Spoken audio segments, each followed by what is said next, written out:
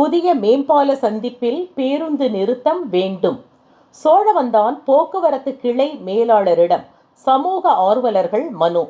மதுரை மாவட்டம் சோழவந்தான் அருகே மண்ணாடிமங்கலம் கிராமத்திலிருந்து இரும்பாடி கிராமத்திற்கு செல்லும் வகையில் புதிய மேம்பாலம் கட்டப்பட்டு பயன்பாட்டிற்கு வந்து 6 மாதங்களுக்கு மேலாகிறது.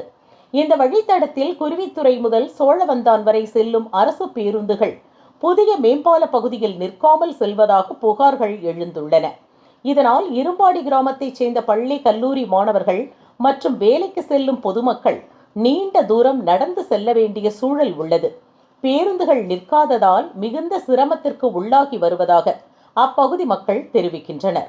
இது குறித்து பல மாதங்களாக கோரிக்கை விடுக்கப்பட்டு வந்த நிலையில் இன்று சமூக ஆர்வலர்கள் ஞானகுரு மற்றும் ஆறுமுகம் ஆகியோர் சோழவந்தான் அரசு போக்குவரத்து கழக கிளை மேலாளரை நேரில் சந்தித்து கோரிக்கை மனு ஒன்றை அளித்தனர். அந்த மனுவில் மண்ணாடிமங்கலம் இரும்பாடி செல்லும் பிரிவில் சந்திப்பில் முறையான பேருந்து நிறுத்தம் அமைத்து அங்கு அனைத்து அரசு பேருந்துகளும் நின்று செல்ல நடவடிக்கை எடுக்க வேண்டும் என வலியுறுத்தியுள்ளனர்.